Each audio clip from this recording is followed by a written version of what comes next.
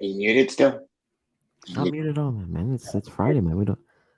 What Friday, baby? What's happening, brother? Um, it's going really, really good, man. Today is Friday, the day that we were always looking forward to. Today is actually pretty big milestone. I know it's importance to you as well. It's my dad's birthday, and it's if you're comfortable with sharing it, but I know today is a pivotal day because you've shared with this with me in private.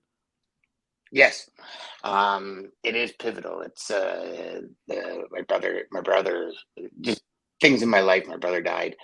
Um, it was a pivotal day last year on this time too. Kind of like it's gosh, it's crazy, isn't it? Like it's amazing how dates stick in our mind. But it's a good day, brother. It's a good day. It's yeah, it's interesting. I hadn't thought of that until you mentioned it. Oh, really? Oh, Believe my it or bad. yeah, believe it or not, I hadn't. I've been moving so fast this morning. Yes. Just great things. Don't get me wrong, and hence the reason we're a couple way more than a couple minutes late today. But just so many things happening, and it's like it's that. Well, it's like what I think we're going to get into today, anyways. Ryan is that being present, that being in the now, that consciousness that comes with it. And before we get going, welcome to Sales Chatter, the podcast where we aim to help 10,000 sales reps generate $1 million GP in under 12 months. And we do it through Ryan, of course, training, education, and days like today, where it's not just sales books that we read. We talked about it yesterday, shelf help.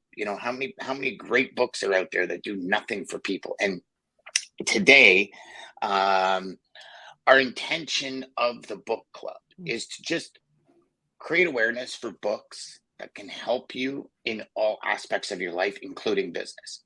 I think that's probably one of the best ways to put it. We are going to do sales books. We're going to do positioning books. We're going to do psychology books. We're going to do everything because that ability to read and harness years of somebody's life in a matter of hours or days or weeks, I think is uncanny in the world. And to consider what you can learn in books for $25 instead of a $4,000 course or a $10,000 mastermind. Personally, I think it's amazing. And I believe there's a specific way that everybody has to read books and it's unique to them. I dissect them. I know one of the influencers that Ryan and I both follow, he reads the first 2 pages and the last 2 pages and he decides if that's the book he wants to read.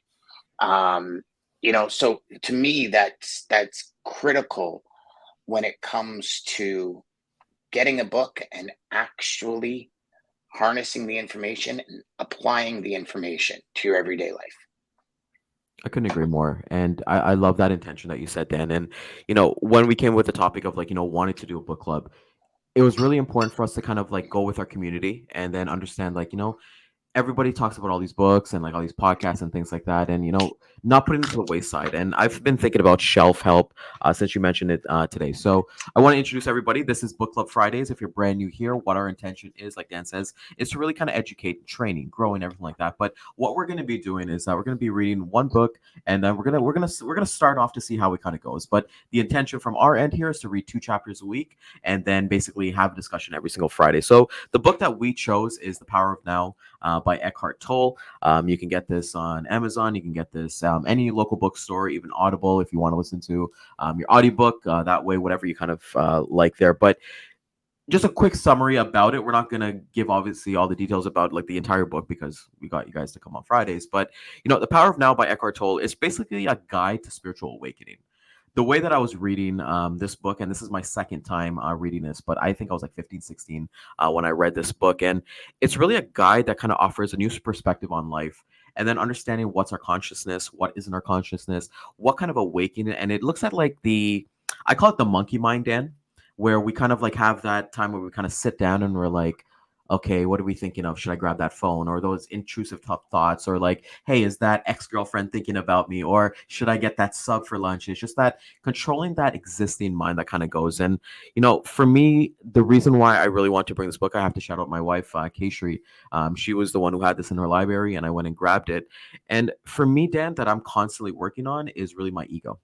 And that's something I definitely battle with. I'm trying to get rid of it. And it's a thing within us. So, Dan, I know this is what your second or third time. No, so this is actually my third time reading it, and um, the last time I read it was before COVID, and because I would try and read a book a week. It was kind of like for probably 3 years straight. I read a book a week, um, and I've realized after just reading 2 chapters how pacing myself for a book a week was such the wrong thing to do.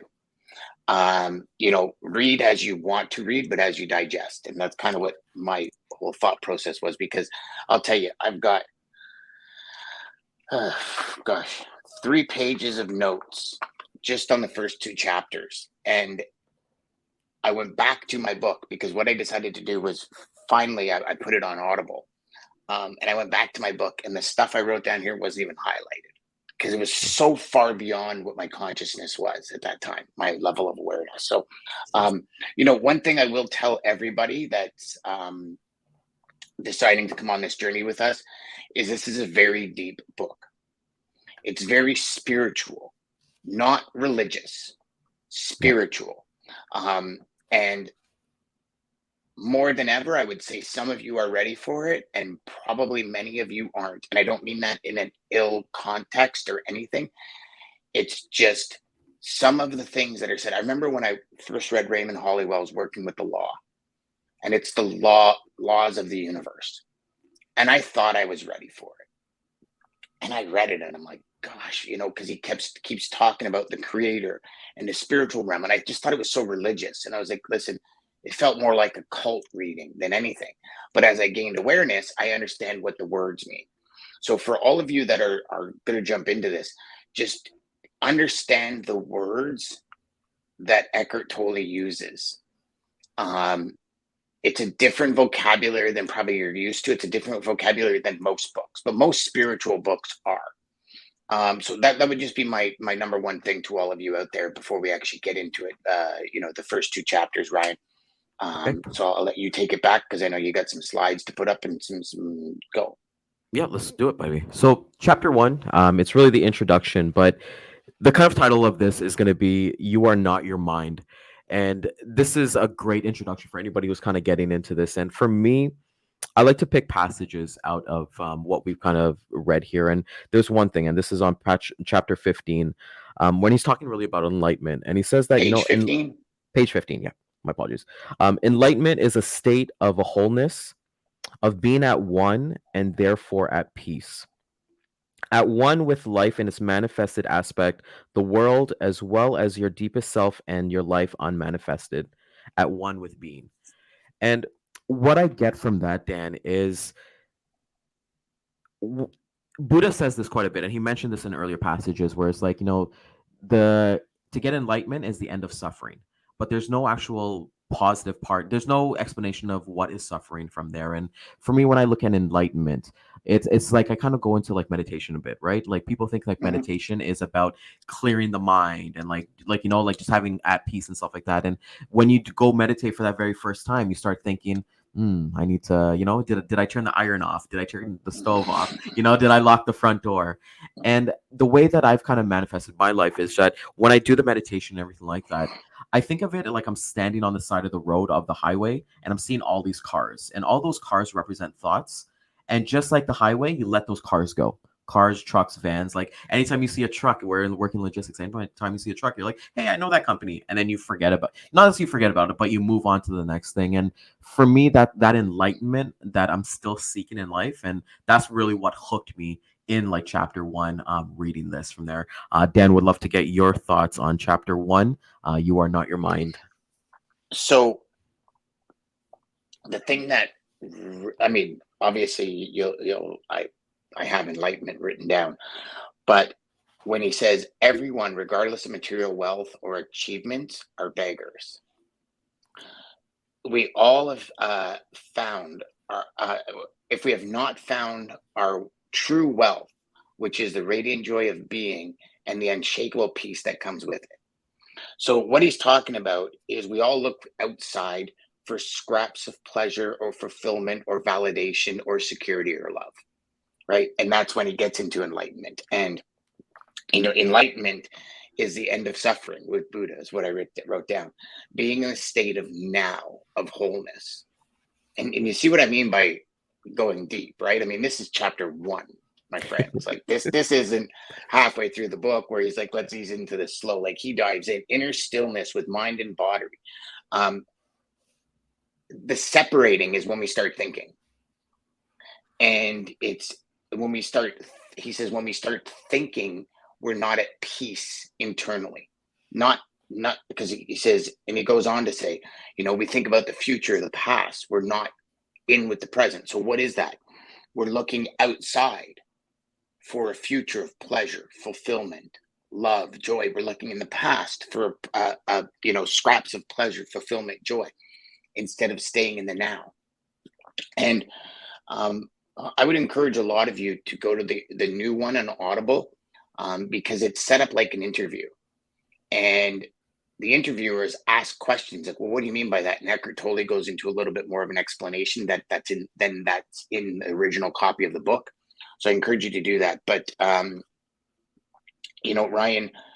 for me, it's that sense of presence and disidentifying from your mind what meditation is, right? And it's creating those gaps, and the present moment holds the key to that liberation. Gosh, I can keep going here, brother, but I'm gonna, it's crazy. That I think was probably the second or third line in chapter 1. And I literally thought about it for the entire chapter, and I had to re-listen to the chapter because I was not paying attention. I was focused on that. And think about that for a second. So we all have these goals, these dreams, these ambitions, these desires. And a lot of the times we give up the pleasure of now for them. It's the way I read that. And the way I looked at it, and I said, whoa, hold on here. Am I giving up the ability to be happy internally with myself for a pursuit of something that ultimately is going to get me more things? Is it going to fulfill me internally? And by going over this chapter, I start thinking, and I again, when I step outside, I think of how many really wealthy people in the world there are that are so unhappy, right? And you start thinking about that part, and it's like, be happy with the now. And I can tell you, Ryan, we said it before the show. I'll tell you from a first moment when I started going downhill during treatment, those negative and evil thoughts, and like, why me? There's pedophiles out there in the world. I've done nothing to hurt anyone, and why me? And you start having all these thoughts, and it brought me down this evil rabbit hole. And like it just brings you right back. It's super cool. Love that. If so, make sure you subscribe to our YouTube page by going to YouTube and clicking on Sales Chatter Live. Hit the subscribe button, hit the bell notification where you'll get the exclusive notifications every time we go live and upload new podcasts. Now let's continue with this episode. Love that. And I cut off a little quick. Yeah, we got to re-edit that one. But we're getting into chapter 2. And yes. It's not fair. Like, now that I'm thinking about this, it's not fair that we're doing like this. Like, there's so much value in the chapter 1, but that we can talk like hours about, right? But with that being said, we want everybody to kind of be involved in it as well. So chapter 2 is the consciousness, the way out of pain. And this one hit me like a brick stand, but I want to hear your thoughts on chapter 2 of this amazing book. So the big things for me um, time and mind are inseparable. We need them to function in life. The mind tries to cover up the present. It's the origin of pain. Those were two statements that he made um, that really hit me. And when he said, stop creating time, always say yes to the present moment and say yes to life. And, you live in there's only one place to live, and it's in the present moment. And I think consciously, subconsciously, if you've ever done any personal development or whatever, this. And, you know, pain in the body takes the form of irritation, frustration, somber moods, anger, rage, depression, and a need for drama. It wants to survive on those emotions and those feelings. You know, I look at that feeling of, drama, or anger, and you get cut off in a car on your way to work. And for half the day, you're talking about how this arsehole cut you off. And that arsehole goes on with their day, probably never even realizing they cut you off. But he or she, whoever cut you off, is controlling your day, and they don't even know they're controlling your day because you're feeding off of that anger. And to me, when he says, stand back and be a watcher, and it goes back to exactly what you just said about chapter 1. You're standing on the highway and you're just allowing the vehicles to go by, and it's again, I mean, Ryan, he starts out really deep. It's going to be challenging for people to stay with it, right? But I think if you do, you're going to experience so much joy after. So just stay with it, my friends, if it's challenging. 100%. And I And can go on, but yeah, no, of course. We gotta, and it's great. And you love the book when you're able to actually expand on this, and you want to talk about this for hours. And for me, when I was reading this, Dan, I had to do a couple of this chapter specifically. And the reason why was that the origin of fear is really what stuck out to me, and the way that he kind of mm, said to it. And he made an analogy by saying that you don't put your hand when if there's a fire, you don't put your hand in it because like you're fearful of it. You don't put your hand in it because you're gonna get burned. And when he compared that to, when we're looking at our egos, or we're just kind of like, there's one thing that he says here was like the psychological condition of fear is divorced from any concrete or true immediate danger. It comes in many forms, which is unease, worry, anxiety, nervousness, tension, dread, and phobia, and so on. And fear is there's fear and there's ego. And when I look at fear itself, it's like, with our business, let's call it by, like, we had a milestone, and that was supposed to kind of happen as well. And that fear, that anxiety, like when we first kind of started, it's like, hey, is it going to happen? And then it's like, when is it going to happen? And then are people going to be, with anything, with your logistics business, if you're picking up that phone, because even though it's a book club, we want to relate it back to sales professionals, because you guys are the reasons why we make the show. When you're afraid to make that phone call thinking that, oh no, they're not going to pick up, you're putting out that energy into the universe anyway. So when they don't pick up, you're going to say, they never pick up the phone. Have you ever, I don't know, for me as well, Dan, like I've sat next to sales reps and they're like, yeah, people aren't picking up the phone today on a Friday, so they make that excuse to, hey, let me go take a 2-hour lunch, and then let's duck out of the office at 3-4 o'clock and things like that. And when I think of that fear, that anxiety that you have in your mind, that you're getting prepped up, I still get the jitters or anything like that before making a sales call, but it's only natural with that. And I understand it, but I don't let that fear run me. Right. I don't need to, yes. like, if people do different things. And like I said, there's so many things. He talks about the physical pain in this one. He talks about fear, and the ego as well, like the ego search for wholeness, which was like really, really good, because like for me, just like we had an intention that you mentioned earlier in the show, every time I read a book, Dan, I have an intention for that book, regardless, even if I've never read it before and I don't know where the book is going to take me, my intention is to be like, okay, I want to understand XYZ better. And for me, with this book, when it's coming down to a whole, because we're getting to get in chapters, I just want to understand my ego more, and then that fear. Because like you said, Dan, yesterday, like there's 10 to 20 different levels more of Ryan, so I'm doing a Yeah. to my family, I'm doing a disservice to my community, I'm doing a disservice to my God, I'm doing a disservice to everybody around the world if I do not unlock my potential. So, And the worst part about it, Ryan, is you're doing a disservice to Ryan a year from now yes, over everyone else, even your God. doing a disservice to yourself, because, okay, again, we were all put on this planet to be the best we can be and not settle into be, you know, simple, easy, sedentary, comfortable. I don't believe that. I believe we're all set out. If one person can do it, everyone can do it. Yeah. And you know, Ryan at Christmas needs you, Ryan, right now, to step up to the plate. And I'd say that the same thing about Dan at Christmas, same thing about any viewer. Look at yourself in the mirror and say, at Christmas, I need me to be stepped up, or else I'm going to continue to live exactly the way I'm living, wishing I was living some way else. Because I'm sorry, we all wish for something better for us, or for our kids, or for our family, or you know what I mean? Like all of us.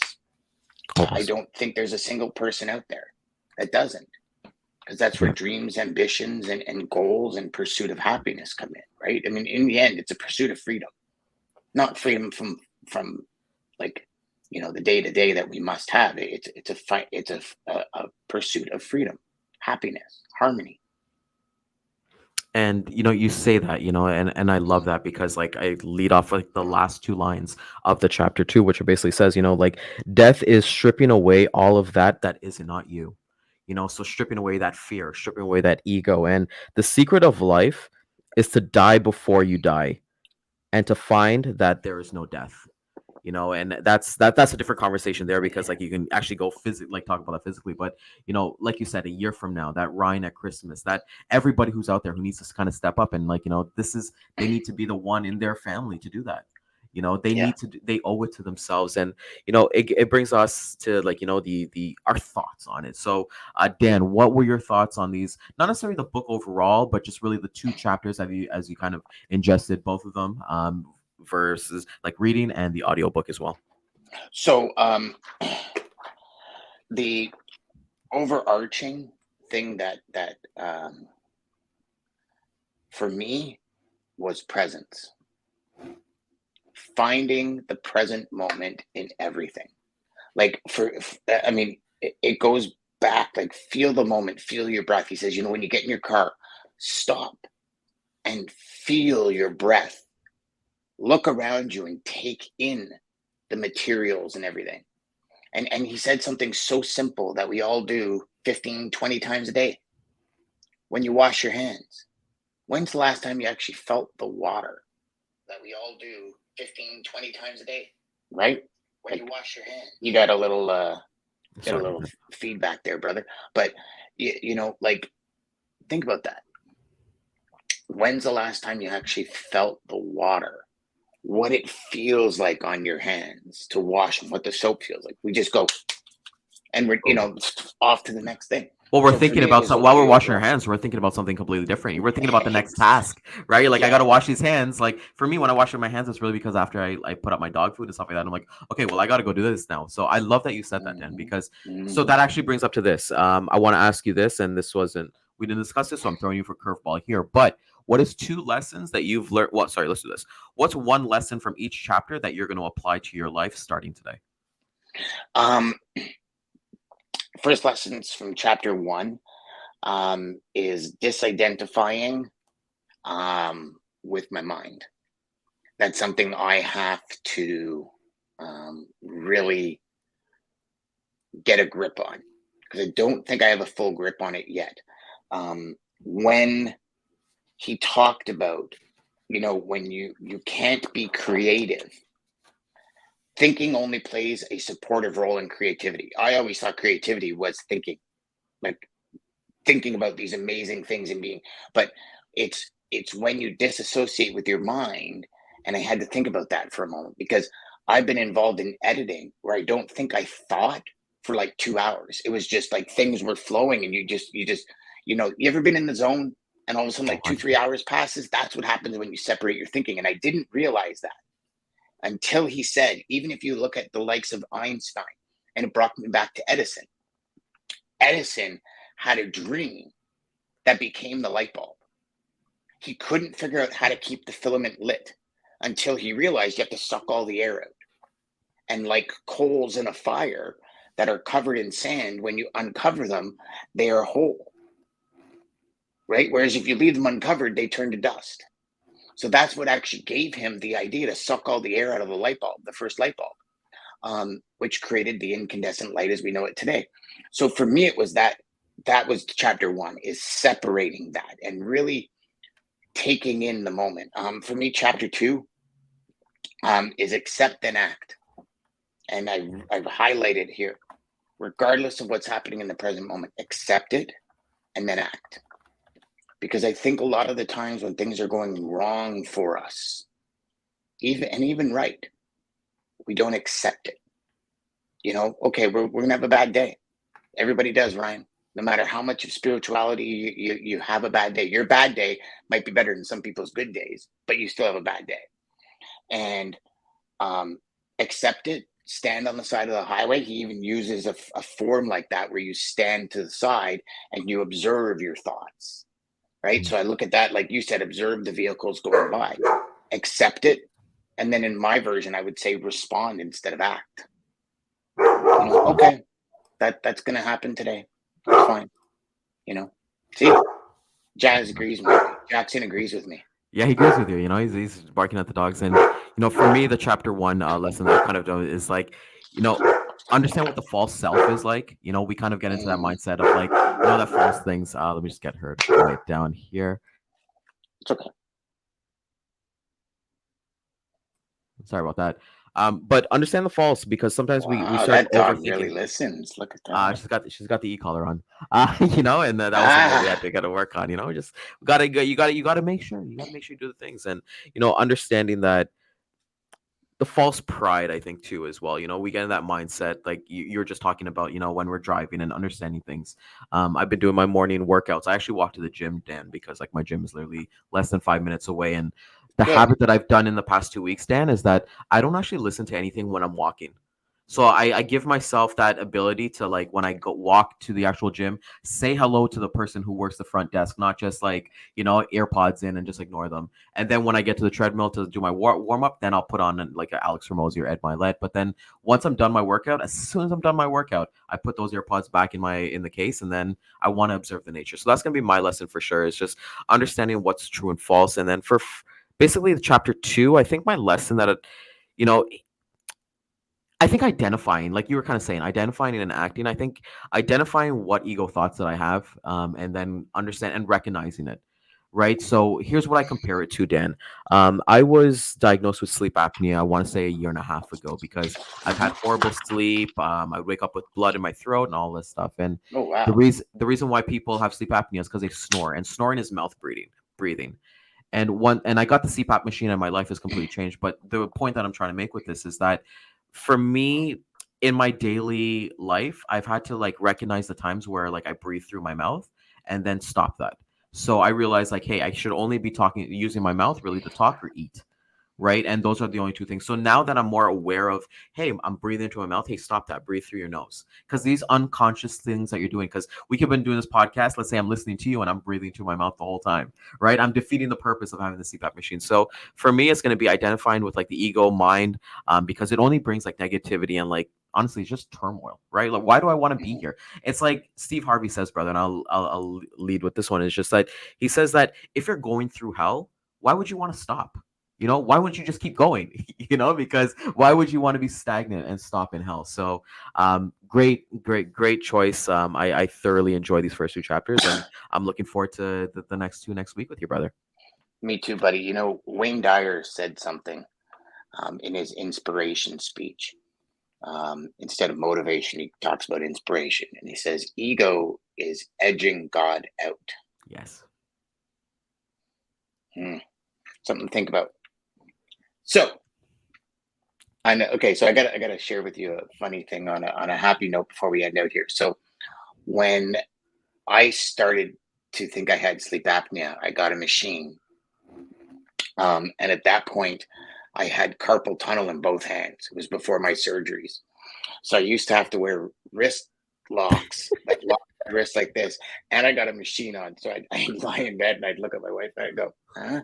And she's like, "Yeah, not a chance," because I look like Darth Vader. I had to. So we would joke about that. So, hey, honey, love you. So listen, I think that went really well for our first book club. Encourage all of you, really. I mean, it's, and you know what? Join the conversation too. Don't just read the book, join the conversation, because I think the more we talk about it and the more we chat about it, the more these ideas come to fruition in our head, and it kind of um, separates that I'm unclear to clarity. I think that's probably the best way I could say when we read books, right? There's a reason I used to read books and then connect with the author and say, I want to interview you, you know? Yeah, we gotta get Eckhart Um, on. We gotta get Eckhart on, man. We gotta manifest that, man. yeah, We gotta get him yeah, on here yeah, for the final chapters. yeah. Maybe we'll And do a live reading. yeah, and if you've ever heard him talk, he's very chill. Like he's very chill. It's so cool. So I actually have to put the audiobook on time 2 times because he talks so relaxed. I'm like, okay, okay, okay. But anyways, listen, Sales Chatter Live, head over to YouTube, subscribe to our channel. Head over to, and let me get the banner up here, saleschatterlive.com. We got great tools. We will, you know what I'm going to do? I'm actually today I'll put up a little section about the book club and a place you can go to grab the book and all that kind of stuff, and you get caught up. And then maybe we'll throw some show notes up there, Ryan. Yeah, I'm looking A forward little to it. bit I of think, kind of what you and I think of the chapters, and kind of walk through the next couple of weeks on the website. So if you ever missed it, you can go back to the website, download our notes, and kind of read it from there. I think it's a good that's idea. that's a Not that perfect I want to idea add more work to our plate, but it for our is what it people, is. man. Yeah, that's it. Absolutely.